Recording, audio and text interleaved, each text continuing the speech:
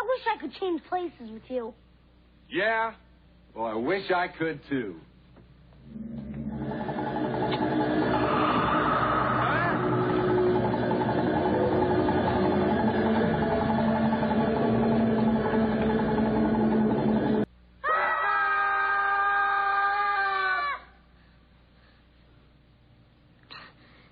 You look just like me.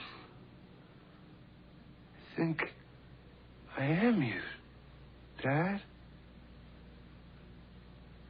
And you're me.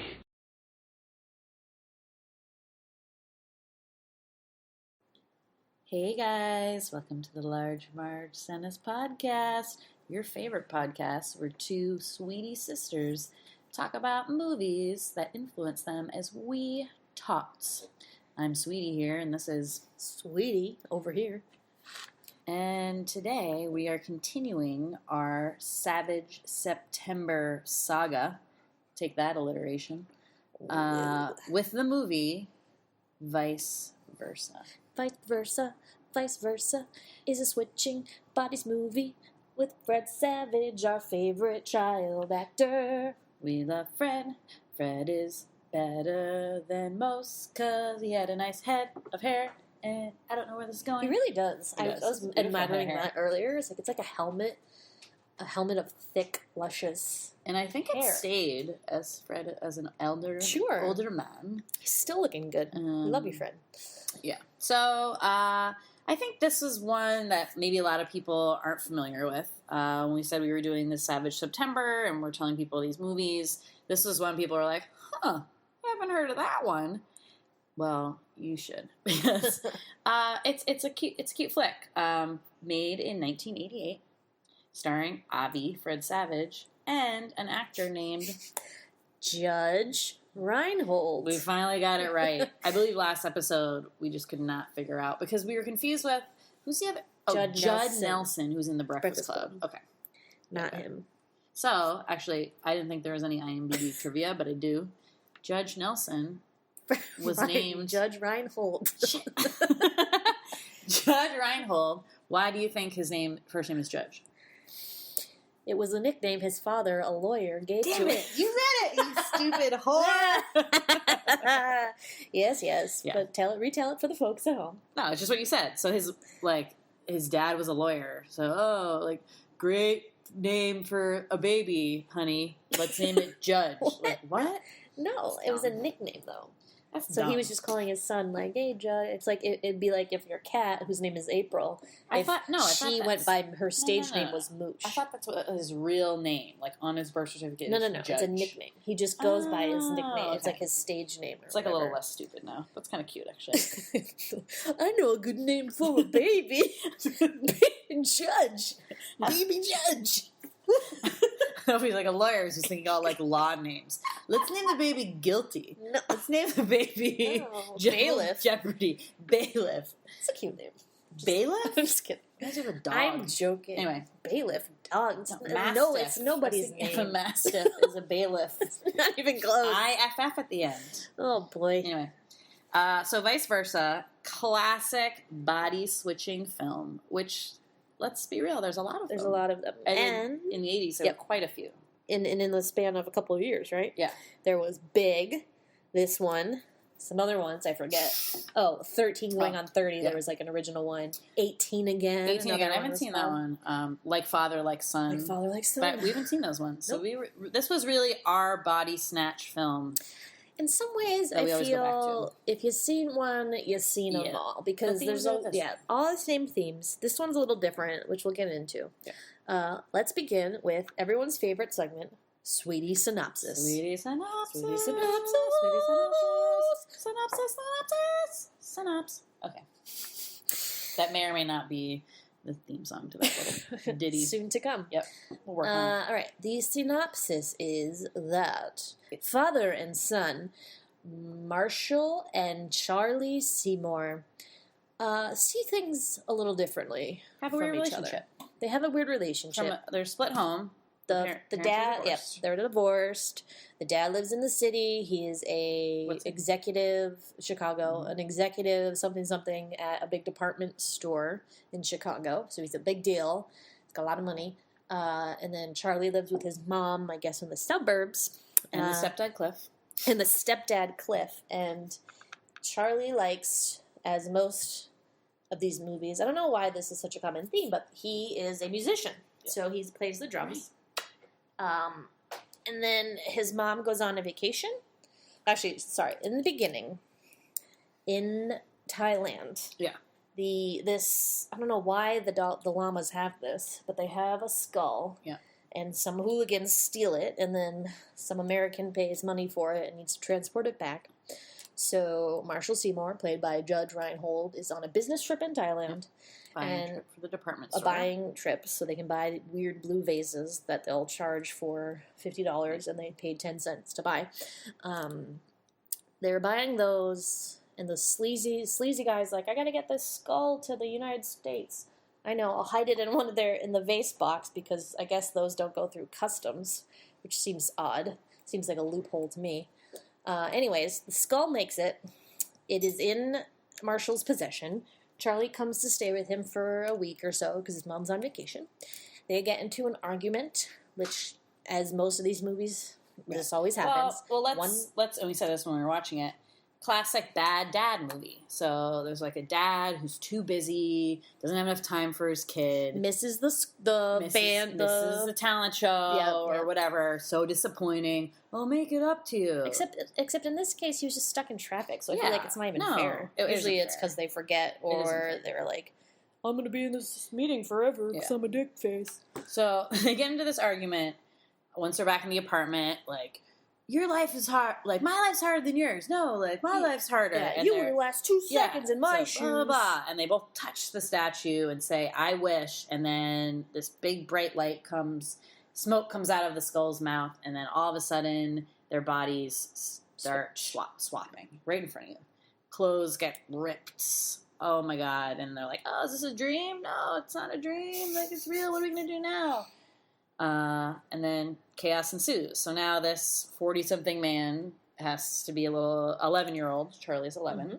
And Charlie, the 11-year-old, has to go to the big wig, executive job in Chicago. And and all this time, the bad people that got the skull in the beginning, they are on the hunt for the skull. So there's that element. Yep. The mom is coming back from the vacation. They have to fool her. They have to figure out a way to get back into their own bodies. It's crazy. Yep. I mean, stress at work. Yeah. Marshall has a girlfriend. Oh, yes. Charlie's getting beaten up by bullies. So there's a lot of things to keep track of. So I think the real crux of this movie, and I think it said this in the trivia, is that what makes this funny is the idea that the kid has to act like an adult and the adult has to act like kids, so it's things are not as they should be, I guess, is what they explained. And we talked about this a little when we talked about Big, but I feel, and I know you do as well, that Judge Reinhold is just a little too goofball in this. I wrote in my notes, Judge acts like a big baby. Because Charlie's supposed to be 11, and I swear he's acting like a 5-year-old half the time. And I think they do not do a good job of in this movie is setting up their character. I mean, I understand it. They couldn't do much more of them setting up the characters as they really are. But Charlie does not present as, like, the baby that, like, the adult then portrays him as. Mm-hmm. And then, on the other end, Marshall, once Fred Savage or Charlie is acting him, or pretending to be him, he's so much more of an asshole than he was, like, in the beginning. Yeah. Like, he was an okay guy. He wasn't very mean. No, like I said, he was just stuck in traffic, and that's why he missed the band show. Yeah. He wasn't being a dick, so. But it makes it funny, though, because you see, like, tiny little Fred Savage acting like a huge D-bag. Right. And that is probably the funniest part of this whole movie. Yes, the best part of this movie is that Fred Savage swears several times. Mm-hmm. Very funny, because he's just so sweet. He's such a little nugget. Why is he so tiny? I know. Is he still tiny? I forgot to look that up. Fred? He's a small kid. How tall is he now? Did he grow? I don't think he's very tall, but he's just like, he was a small kid, too. Yeah. I mean, it's part of the plot is like he gets, remember, he's like, no one calls you shrimp and microbe. Good nickname, one. microbe. I haven't heard that one before. Must be a really smart school. Sure. Yes. So that is easily our favorite part, and probably why we like this movie. Yeah. Why did we start watching this? I think it was another one that was always on like the UPN network. Remember the UPN network? They showed like all these old movies. This is an old movie. Yeah. Well, by the time we were watching it, it was probably like I think this was on TV when it like soon after it came out. Maybe in the 90s they replayed it, and then we were talking one night long ago in yesteryears, and we were like, remember that movie? And we didn't know what it was called, and so we looked it up, and we found out it was vice versa. We ordered it from Netflix when we had discs, and we watched it. Yep. Funny thing about this movie is that Sweetie and I can never remember what it's called. I mean, now we do, but a few years ago we kept being like, what is that movie called? And we'd have to look it up every time, or we'd think of it like 10 minutes later and be like, oh, it's kind of a dumb name for it. Super, pretty dumb. Good name for it. Which apparently, I guess, did you read in the trivia that this was based on a novel from like the 1800s? Yeah, so that's nuts. Yeah. I was like, what? Yeah, so is this the original like body swapping tale then? I think so. Did Freaky Friday steal it from vice versa, the original? Right. I think so, yeah. And then that's like the girl one, the girl version. And the guy version is, I mean, I wonder if all the other ones, they must all be just men switching. I noticed that, like, and I noticed this in Big too. I feel like it's an obligatory thing that, like, for the body body swap movies, where it's a man, right? They're like so excited about so it's like, what are you excited about once you're like an older driving? Driving, right? Getting to do whatever you want, like I was always in your apartment playing loud music. I was always very excited to go to the grocery store and hold a grocery bag like a baby. I felt like that would be my pathway to adulthood. So the last two movies I watched, so Big and this one, what are men most excited about? Like how big their penis is now. And this happens in this one. I don't know if you notice it.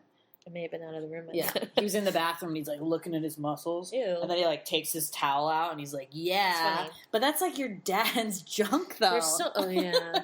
Yeah, it's different. At least Big. It was his. But but that's a good point though, because the was girl, the woman one? Are they like, look at my boobs? No, it's very like anti that. I think in that probably just the driving thing. Freaky Friday, she was most excited about driving, I think. Also funny that you mentioned that though. There's in this movie the Charlie in his father's body kisses his dad's girlfriend, and it's pretty creeps because again statutory rape, and he's watching his son kiss his girlfriend in his body, which is very crazy. But also, if this was the girl's version, that would never happen because it'd be too creepy. Yeah. Even though I think this is creepy, but I think it's a weird double standard.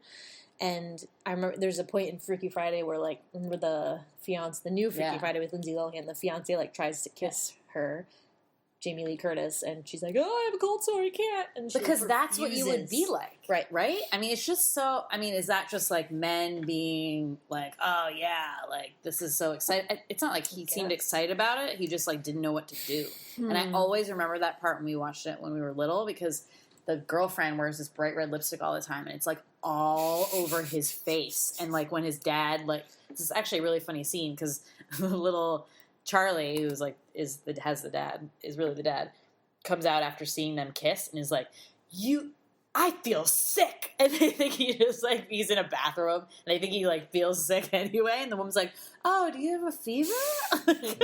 I feel nauseous. Like, it's so good. It's good. Fred Savage is amazing in this movie.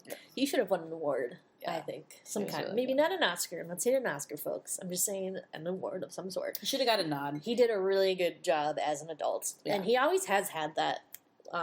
Just also in The Princess Bride, he had the same thing where she seems very old. Yeah. So that's why it works so well. But our favorite part, hands down, is when Fred Savage, little Fred, drinks a martini, and his mother comes in and freaks out because he's like, is he in his bathrobe in that? Yeah, he's always in a bathrobe, and he's like always drinking martinis because Marshall, the dad, is always so stressed out. But I was wondering if you like, okay, I'm just so confused about mind and body in this film. I don't know. This is going to get too philosophical for me. Because because it's Charlie's body, who's never had a drop of alcohol, wouldn't he, like, not be able to handle that? Yeah, that's what I was thinking as well. And it's another thing to think about when the whole, you're not, like, you can't have sex with someone who's under 17, but if they're, like, 1 month away from their mind is really 18. Mm-hmm. It's a strange argument. And same when, like, he goes... Charlie, the little boy, has to go to hockey practice, and Marshall is like not a sporty guy, so he can't skate. So, but like he's in Charlie's body, and Charlie's body knows how to skate. So wouldn't he just like kind of be able to do it from muscle memory? I don't think that's how it works. I think you still need to know. How to move your body a certain way. They call it something transmajorative or something. There's like a term for switching like bodies. minds. Oh, yeah. This is the real thing. No, the like creepy little Buddha guy or whatever. The llama? No. Yeah, the llama. Interesting. Yeah. But yeah, so I don't think did we finish explaining the whole end? So like they finally tracking, or they have the statue and they take it to this Buddha, explains them, or Dalai Lama kind of person that explains to them like what it is or whatever. But then the people who actually want the statue back are chasing after them, and they kidnap Charlie and take him on a train. I missed some of that. But it ends with them getting back the skull, and then they're on the train, and then they stupidly are both holding it and say, I wish something, and then they change bodies. Right. So, by the end, we find out that all you have to do to change back is to repeat the process, both touch it, and say, I wish we were back, or whatever. Which is very different from the other body-changing movies, because especially in Freaky Friday, it was always about learning a lesson. Yeah. And as soon as they were able to learn that lesson and realize that they love each other, and I forget the actual lesson, but in this, they could have changed back immediately if they had just redone it, touching the skull, which I think is kind of a cop-out. Because there's no message. Because really, they did learn a message when they're talking at the end. But that was like forever. Like, they started liking each other halfway through the movie. And I don't think that they had a relationship that they didn't like each other. No, I think Charlie they understood each other. Yeah. You're right. A lot quicker than most of these body-changing movies. It usually takes quite a journey to get to that point, and it's at that point that they switch back because they've learned the final lesson. I mean, I don't think, unlike a lot of them, I like I said, I don't think if this one is like, oh, I hate my dad, and this will bring me closer to him. He really did like love his dad, and they just like it seemed just like work together enough. Heat of the moment type of argument, which is too bad. Right, but it was about like, and then for I think mostly on Marshall's side of it, learning to loosen up a little bit because he was like so involved within his work and he needed to be a better dad, but also like a better person and not just like focus on like his work and everything. Remember his girlfriend is like, oh, I don't know if we should date, blah, blah, blah. But then he like, Charlie as the dad takes her to a heavy metal show and she's like, oh my God, Marshall, I've never seen this side of you. You're so amazing. Even though you're like a shitty boyfriend forever. And then the worst part is at the end, which I still cannot get over. So, like, Marshall goes to Charlie's house, so they're going to switch back. And he gets the brilliant idea to propose to his dad's girlfriend for him. And she says yes, even though they just, like, had a talk being like, I don't think we should date anymore because we're coworkers. That just seems like a jump to me. Also, shitty thing to do to somebody. He knew he wanted to. He knew that was what his dad needed, a new wife. That's a bad message. It's the 80s. Screw the 80s. Yes, but yeah, it was a little weird. What do you think about this being a Christmas film? Or is it one of those Christmas films that's like not really a Christmas film? They just like why did they choose to set it in the Christmas time?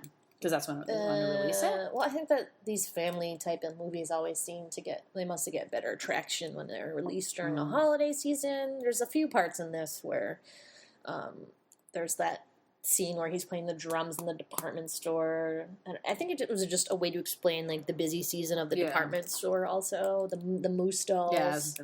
Yeah, there's some moose dolls that were saying you're supposed to hit the ear and then record something and it says it back to you, but they were saying Polish swear words or something, so it was a whole debacle. But yeah, I mean, it's not a great movie, but yeah. I mean, watching it again, I was like, maybe this isn't the greatest movie. and that's what I was worried about watching some of these ones. We were like, yeah, that was such a cool movie when we were little. And then watching when you're older, like, it's kind of stinks. It's just funny. It's just certain parts are very funny. Yeah. It's just funny to see Fred swear and drink martinis and say like funny things as a child in school.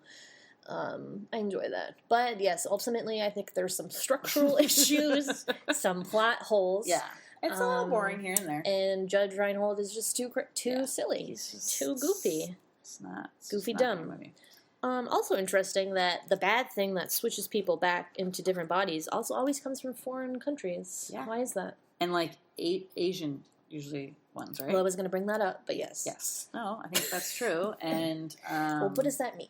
It's the spiritualism? We don't. I mean, that in Eastern religions, I think there's a lot of reincarnation, right? And maybe like a body about the Temple of Doom swapping one with the guy who rips people's hearts out. But the kids all get like possessed because of that. The thing in the village. I just think Eastern religions have like more like freakier stuff that also we're not as like in tune to. Like what do we have in like Western ones? Possession, demonic possession. That's like the only thing I can think of. Stigmata. And those are like all horror movie stuff. They're not really cool. I should write a paper on it. Yeah. From film school, which I don't go to. Are you going to film school? Okay. It's like, when do you have time for that?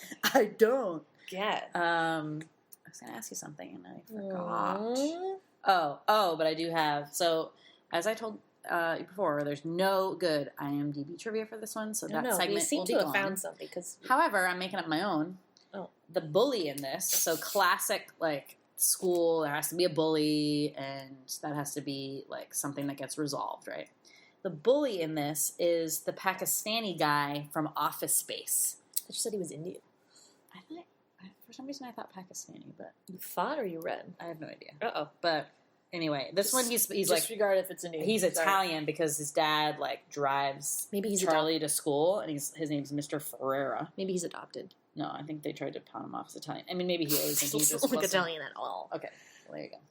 It's terrible. Yeah, but anyway, and then Jane Lynch. Yep, Jane Lynch, tiny bit part as a executive assistant. She's all glammed, makeup, and it's interesting. And the mom is this actress who is married to Bradley Whitford from The West Wing. Not Bradley Whitman, which is what we wrote on our trivia answer. Whitford, we wrote. Whitford. It's not Whitford. What is it? Hey, what is it now? It's Whitford. Shit. We wrote, okay, the story is, we were at trivia, and the question was about this guy. And we were so excited because we knew who it was. And Emily, you were watching a lot of The West Wing, so we were like so pumped. And so I was like, okay, so what is it again? I was like, Bradley Whitman? And you're like, you looked at me and you said yes. And I was like, great. So I wrote it on the slip, take it up to the guy. He reads the answer. The answer is Bradley Whitford, not Whitman. And my look. I definitely didn't say Whitman. I said Whitman, and you confirmed that it was correct. So. Wait, what do you think it is? It's Whitford. Yes. I know it's that because I'll never forget that for as long as I live.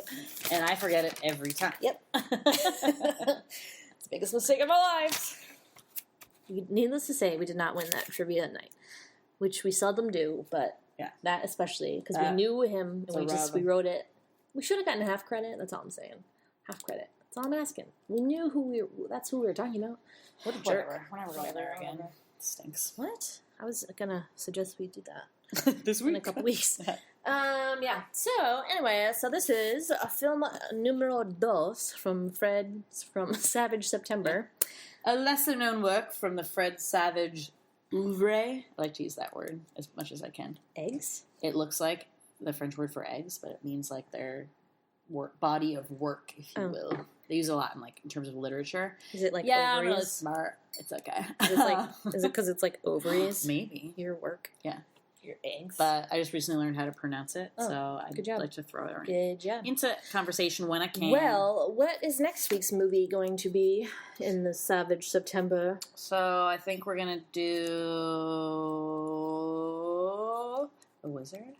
Oh, I thought we were going to do Little Monsters. Okay.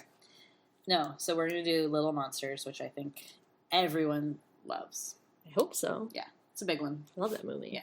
And it's on Hulu, so I don't have to pay money to rent it. So Yay. plus for me. Winner. Plus. Chicken Yeah. So thanks for listening.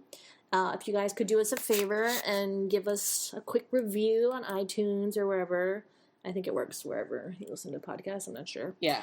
Give us a little review so that we can get out there. How to review iTunes things, let us know. I thought you were going to post a video. I might post a video. Because it took me a while to figure it out. And you might also see that my review is the first one up there. Just so you know, that's not me. That's some other person who has my name and went in and listened to the podcast. And I'm like, you are awesome. And you have my name. We should hang out. The plan was, ladies and gentlemen, let's go in and leave reviews under aliases, fake names, so that no one will know that we reviewed our own podcast like schmucks. So I go in and I leave mine as B. Desmond, Baby Desmond. That was a pretty good alias, unless you're pretty smart. And then I post it. Desmond's my cat.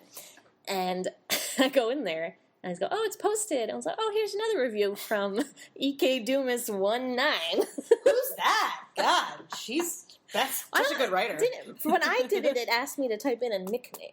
Did you? No, I think and it was just because I was logged into my iTunes account. I was logged in. Looked it up. You know what? I'm going to delete it. It's embarrassing. Then our ratings will go down. I know. Anyways, so secret. I gave it 5 stars. So this is why we need real reviews so that we can get out there and help us, so that we can be cool and other people listen that we don't know. And tell your friends, tell your neighbors, tell the guy at the checkout counter at Trader Joe's. I'm sure they appreciate a good podcast. The guy with the scarf. Yeah, tell your bus driver. Okay. Tell that guy who panhandles on the corner of Berkeley and Boylston Street. This is a Boston thing. We're reaching other states and countries. The guy who tell everyone Madison Avenue, New York. Tell everyone that you Bourbon Street in New Orleans. Quit it with that. Just tell everyone you know that if you like movies, you like reliving movies from the 80s and 90s, Large Marge Sent Us is the place to be. So, yeah, thanks for listening. We'll catch you next week. Have a savage September. Yeah, keep savaging it. Yeah, okay. See you later. I wish I could change places with you. Well, I wish I could, too. Marshall Seymour and his son Charlie just got their wish. And each other's body. Awesome. And being a kid never felt so good. This is neat. Or seemed so right. You never told me you had to see my homeroom teacher.